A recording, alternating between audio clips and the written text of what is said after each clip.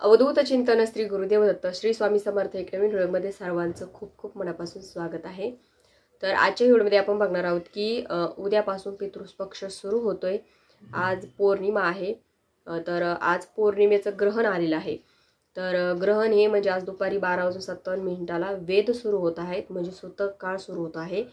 तर आपल्याला काय करायचं आहे, तर आज सत्यनारायण पण आहे। तर बघा, ज्या महिला पौर्णिमेला सत्यनारायण करतात, तुम्हाला मी पहिलेच सांगितलं होतं की तुम्ही ग्रहण लागायच्या म्हणजे वेद लागायच्या अगोदर पण सत्यनारायण करू शकता, किंवा आपण जर सत्यनारायण म्हणजे करायचा असेल तर 12च्या आधी करायचा, आणि जर 12च्या अगोदर नाही झाला तर प्रदोष काळामध्ये करायचा।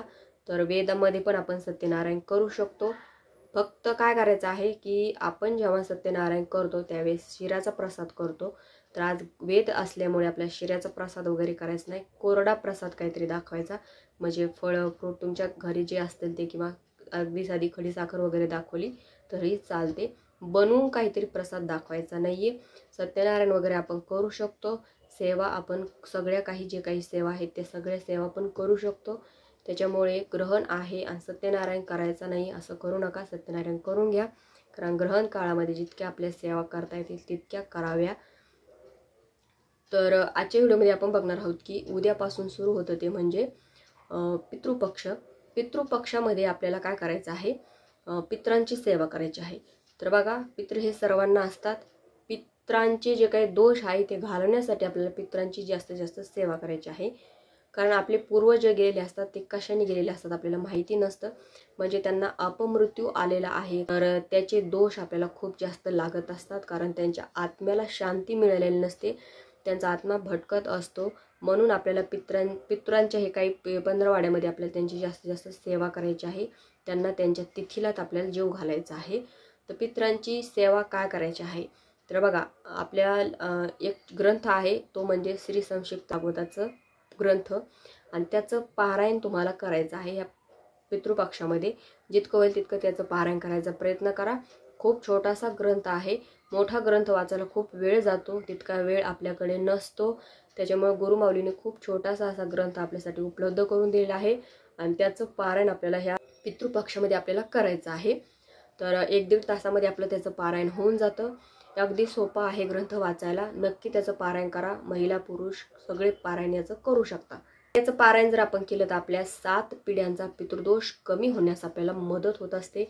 आपल्या घरामध्ये जो काही पितृदोष आहे तो पण कमी लवकर होण्यास मदत होत असते। पितरांना शांतता मिळते, त्यांच्या आत्म्याला शांती मिळत असते, त्यांच्या वाटेमध्ये त्यांना गती मिळत असते, आणि मग नंतर ते आपल्याला परेशान करत नाही। इतका प्रभावी हा ग्रंथ आहे। त्याच्यामुळे जर तुम्हाला खूप जास्त प्रखर पितृदोष असेल तर ह्या ग्रंथाचं पारायण नक्की करा।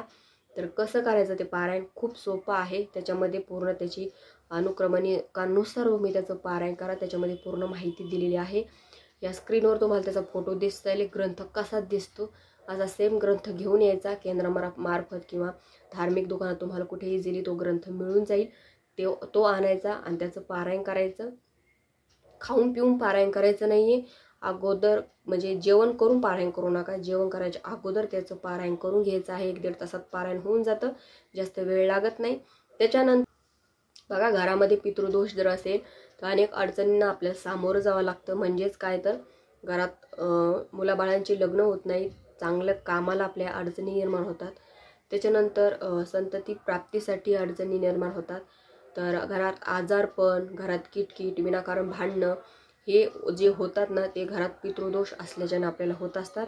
आणि हे आपल्याला कळत नाही कशाने होतं, काय होतं। आपण देवदेव करतो, इतर पारायण करतो, हवन करतो, पण त्याचा काहीच फरक पडत नाही। याचा अर्थ असा आहे की आपल्या घरात खूप जास्त पितृदोष आहे, आणि याचं पारायण तुम्ही केलं तर नक्कीच तुम्हाला त्याचा फरक पडेल। नक्की करा। तर आजच्या व्हिडिओमध्ये इतकंच। व्हिडिओ आवडल्यास लाईक करा, शेअर करा, चॅनलला सबस्क्राईब करायला विसरू नका। झालेली सेवा श्री स्वामी समर्थ महाराजांच्या चरणी परमपूज्य गुरुमाऊलींच्या चरणी रुजू करते। श्री स्वामी समर्थ।